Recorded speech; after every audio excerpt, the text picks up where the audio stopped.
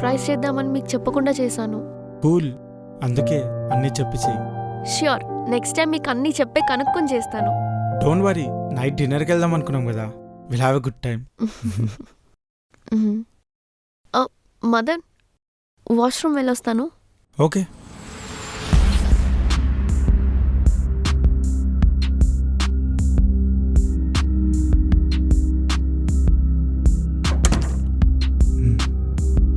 Password guess Madan, guess guess guess.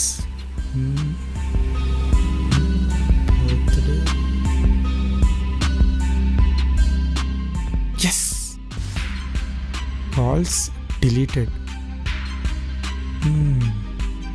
Messages కూడా deleted.